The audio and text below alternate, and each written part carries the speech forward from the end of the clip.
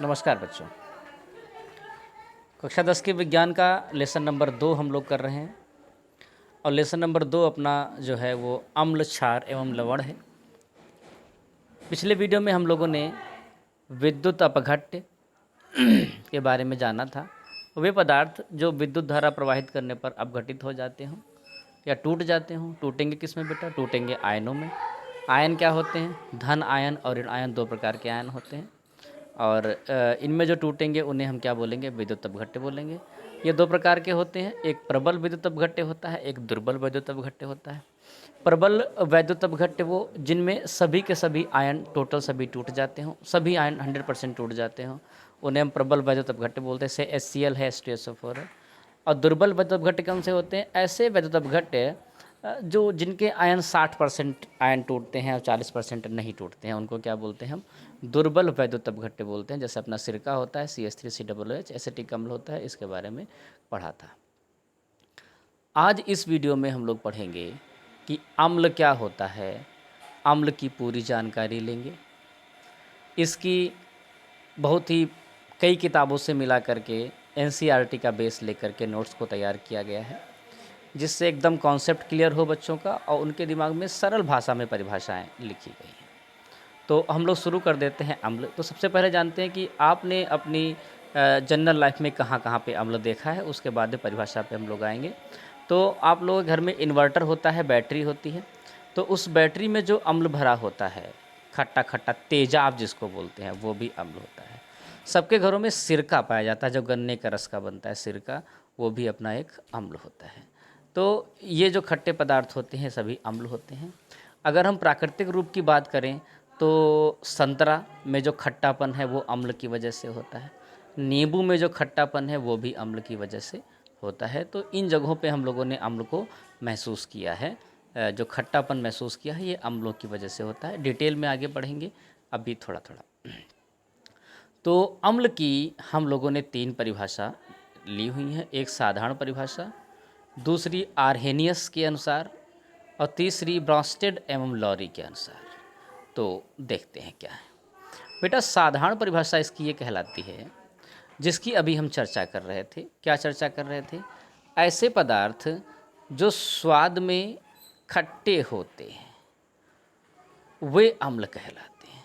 साथ में ये कुछ संक्षारक प्रकृति के होते हैं। संक्षारक का मतलब होता है नुकसान करने वाले, किसी परत को क्षय करने वाले। जैसे अगर आप जो तेजाब होता है आपके घर में इन्वर्टर की बैटरी का, वो अगर आपके हाथ पे लग जाए तो वो तुरंत ही आपकी स्किन को जला देगा। इसको हम बोलते हैं इसकी संक्षारक प्रकृति। ठीक है, तो इसकी दो जो मोटे मोटे हैं वो है कि ये स्वाद में खट्टे होते हैं और इनकी जो प्रकृति, इनका जो स्वभाव होता है वो क्षय करने वाला होता है, नुकसान करने वाला होता है। इसी को हम अम्ल कहते हैं। अगर वर्तमान में जो आधुनिक परिभाषा चल रही है वो बेटा आर्हेनियस की है। इसे आर्हेनियस भी कहते हैं या आर्हेनियस भी कहते हैं, दोनों नाम प्रचलित हैं, दोनों में से कुछ भी कह सकते हो। एक्चुअल में इंग्लिश है, ये इसकी हिंदी ट्रांसलेट किया गया। तो आर्हेनियस महोदय ने जो परिभाषा दी थी वही आधुनिक परिभाषा है और इस समय ये मानी जाती है। इन्होंने क्या बताया? इन्होंने बताया कि वे पदार्थ जो जल में घोल देने पर H+ आयन दे देते हैं वो अम्ल कहलाते हैं। मतलब विद्युत अपघट्य इसलिए हम लोगों ने पहले पढ़ा था कि अगर इनको जल में आप घोलो और घोलने पर ये H+ आयन, H+ धनायन दे दें, ये H+ आयन दे दें तो वो अम्ल कहलाएंगे। जैसे HCl आप ये देखेंगे तो ये है HCl। HCl को जब बेटा जब पानी में घोलते हैं तो H+ और Cl- बना देता है। जहाँ कहीं भी H+ आयन बनेंगे आप समझ जाइए वो क्या हैं? वो अम्ल हैं या एसिड हैं। ये ही सर्वमान्य परिभाषा वर्तमान में प्रचलित है। ब्रॉन्स्टेड एवं लारी ने क्या बताया? इन्होंने इसकी परिभाषा को ही थोड़ा सा वो आगे बढ़ाया है। जो जल में घोले जाने पर प्रोटॉन दे देते हैं उसे हम क्या बोलते हैं? उसे हम बोलते हैं अम्ल। तो आप H+ को प्रोटॉन भी कह सकते हो, क्योंकि अगर हाइड्रोजन के अंदर एक प्रोटॉन होता है और एक ही इलेक्ट्रॉन होता है। जब इलेक्ट्रॉन चला जाएगा तभी इस पर H+ आयन आता है। यानी जब हाइड्रोजन से एक इलेक्ट्रॉन चला जाएगा, ये चला जाएगा, तभी इस पर H+ आयन आएगा। अब H+ पे आयन आया, इसका मतलब ये क्या बचा उसके अंदर, इसके अंदर केवल प्रोटॉन बचा। अब चाहे इसको H+ आयन कह लो, चाहे इसको प्रोटॉन कह लो, दोनों तो एक ही बातें हैं। तो आर्हेनियस की परिभाषा को बदल करके इन्होंने क्या कह दिया है कि जो जल में घोले जाने पर प्रोटॉन दे देते हैं वो क्या कहलाते हैं, वो हमारे अम्ल कहलाते हैं।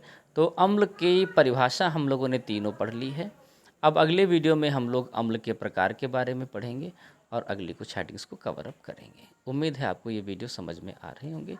कलरफुल नोट्स आपको लिंक के डिस्क्रिप्शन में आपको लिंक इसका मिल जाएगा।